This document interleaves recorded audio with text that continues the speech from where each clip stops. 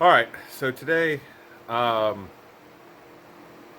up some stuff. I have put a coat of primer on the underside of the deck and painted it with just some random, I don't know, I had some random tannish paint that was laying around, a couple years old, just getting rid of it. I know you paint the bottom of a deck, and the first or second time you mow, the stuff's all gone, but you need some kind of coating on it after you go through and you patch things and everything else. So figure why use good paint when I got scrap paint that is just going to harden up in a can and probably never get used again. I also hit all the panels, got all the decals off the panels, hit all the panels with 80 grit. A few of them I touched up with some primer where I got in some real bad bare metal spots, and the one where I put the reinforcement plates, patch plates, whatever you want to call them, in. I primed that. I'm thinking I'm probably going to paint both sides. It's kind of uncertain. I thought about maybe doing like undercoating on the insides of the panels, and then just painting the outside of the panels. I'm kind of on the fence about it still. I don't really know, and I'm not sure what I want to do with the outside of the deck. I think I might color match it, but at the same time, I might just buy some black and do the black. But that's where we're at with the panels today. I'll show you the I'll show you the wonderful deck. Yeah, like I said, it's just some tannish sort of paint. I used that rust reformer stuff. I've had good luck with that stuff over the years. It probably is snake oil, but I had some, so I put it down. And then I had the first coat of paint was a little bit lighter than this one. This one came out a little darker. Didn't matter. Stuff's old. It's what it is. I got these guys sitting around. They're just kind of drying out. Still need to do some. I did not neatly do anything. I hit everything with a grinder and then went to town. I'm not like body filling these. These aren't like show restoration or anything like that. Let's see, where else are we? We got my junk filled garage. This guy's all scuffed up, knocked down. Decals are off. See, we've seen tires mounted. Okay, so we're working on this. I'm working on getting the spindles back on. I want to get the steering and everything back together. And so I test fit a little bit ago, and it'll be bottom washer, thrust bearing, top washer, and then I can get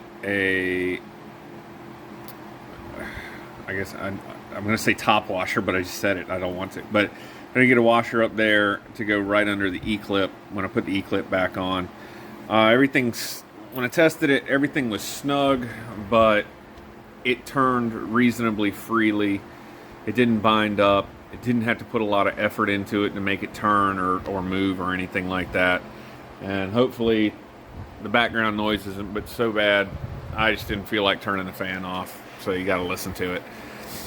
I did find in my research on doing this stuff, what is this, the poor man's power steering upgrade or whatever whatever it's called. I've heard people call it different things. I ran across a video. It was an older gentleman. It wasn't Redneck Computer Geek, but it was an older gentleman that was doing these, and what he did on this was he notched this washer 180 degrees out, so that when he put it on and it went up under the spindle here, when you greased your spindle, you can get a little extra grease down through and it would feed into the bearing. And I really like the way that came out. It's a good idea. So I'm going to notch that one because the kit that I bought came with like 8,000 of those bearings. So if I notch it and it doesn't work out, then I'm not really out anything. I can just grab a new bearing and start over without notching it.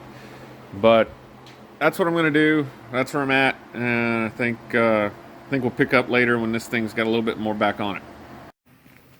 All right. So this is what I was talking about with that washer.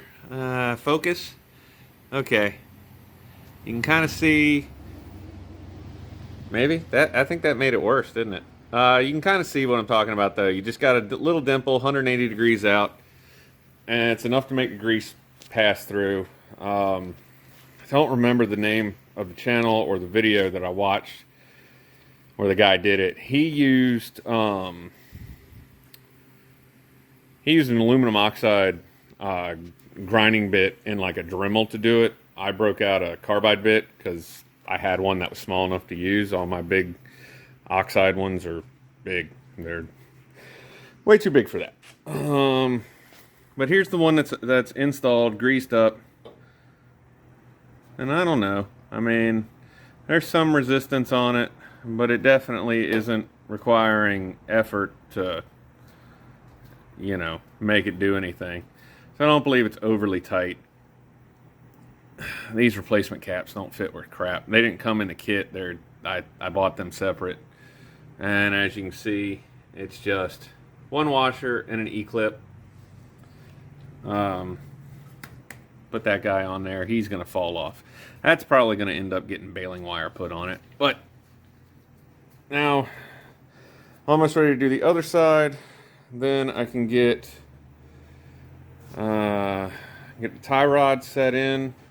Yeah, I don't know if I showed these or not, but I just picked these up left and right, hemispherical ends. Came from Speedway Motors. They were, I don't know. Speedway Motors seems to have an excellent price on Heim joints. I think for this style, 3 left, 3 right thread, and 6 of a different style, all right-hand thread, it ended up being like $70 after shipping. And for one, so if you buy one assembly with the ends on it, the best price I could find was around $17, $18, just under, it's somewhere between 15 and 20. And for the primary steering rod, that thing, the best price I've been able to find on it is just shy of 40. So hopefully that's going to be later today's project. And I'll work on trying to get this guy fixed up, because it's just sad. The other green tractor, that one I think is going to need a whole new primary rod. It's just rusted and pitted and nasty looking, but I'm not working on that one yet, so time will tell on that. Alright, so I got it done. Cut everything down, laid it out, took the one off of the matching unit just so I could get the layout reasonably close on everything. So these do come, this is like a built-in limiter. It allows for pretty full front to back movement out of this joint, but limits side to side movement. Now this one's worn out. I don't know how much tighter they're supposed to be, but it only is at one end, and it's only at this end. It's at the end that connects to the steering gear. And I don't know. Yeah, it's got some more, but it's not horrid. This rod, though, is definitely going to have to get replaced.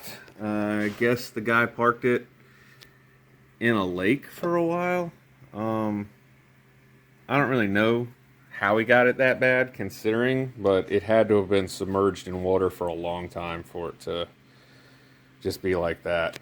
I mean, just focus, camera. Can you focus? Yeah, that's just terrible. But this came along pretty well, I think. I'm gonna shoot a coat of black paint on it while I start putting the rest of the like steering shafts and stuff like that in. I already put the bearings in. I had a bronze bushing to go in here. I'm pretty sure it's supposed to go way down right there. And for the life of me, I can't find it. I don't know. It was up here on this table with all my other parts. And I went through up here. And I know I got my plates up here right now, but I went through the box that they're sitting on, and I went through everything, and it's gone, which probably means my kid's cart has inherited it, and he's just telling me no, he didn't. Because, you know, it was kind of wasn't shiny, but, you know, it's new oil light, or, you know, oil-soaked bronze, so it's got that cool hip color going on. But let's see what kind of steering I can get back into, and maybe I'll get the wheels on this all today.